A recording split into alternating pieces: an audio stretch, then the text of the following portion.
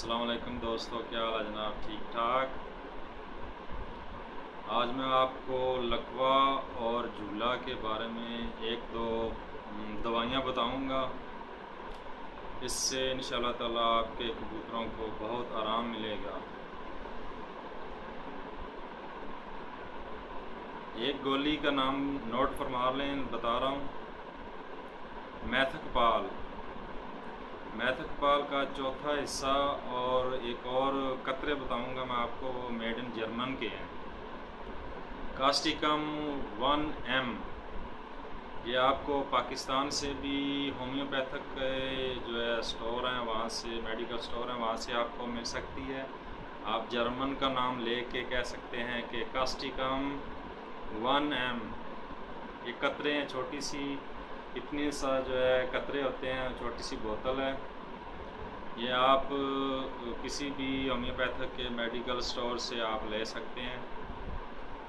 ये कबूतरों को जब नया नया झूला लकवा होता है उन दिनों में आपने देना कैसे है, ये इसकी तरकीब मैं आपको बताता हूँ।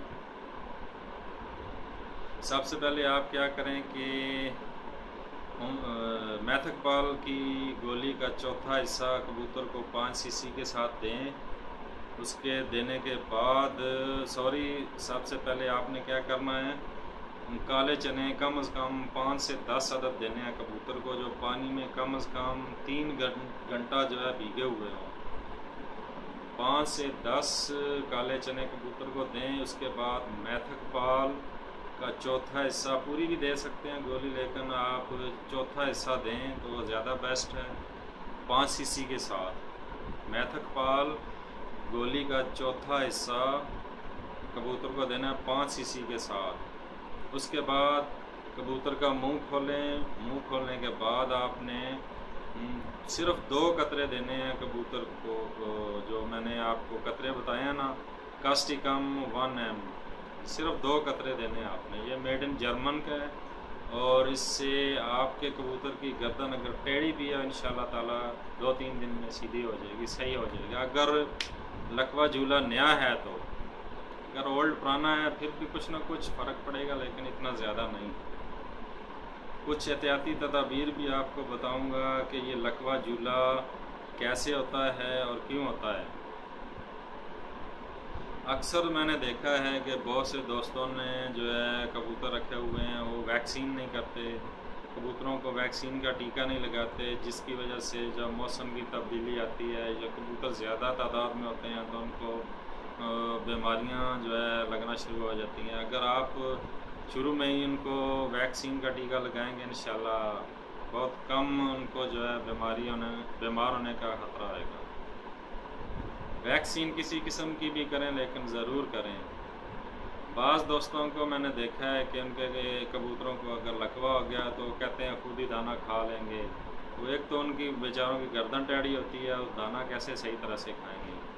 वो ठीक से दाना नहीं खा सकते, अंदरूनी सिस्टम उनका कमज़ोर होना शुरू हो जाता है, जिससे वो मज़ीद और बीमारी जो है बढ़ती जाती है, लकवा ज़्यादा होता जाता है।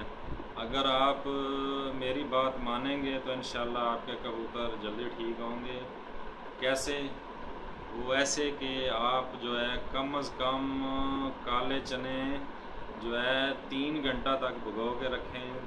भिगोने के बाद आप सुबह 15 से 20 अदद उस कबूतर को दें जिसको लकवा है। फिर दोपहर को जो है आपने 20 से ज़्यादा देने हैं, 30-40 तक दे सकते हैं। उसका पोट खाली नहीं होने देना है।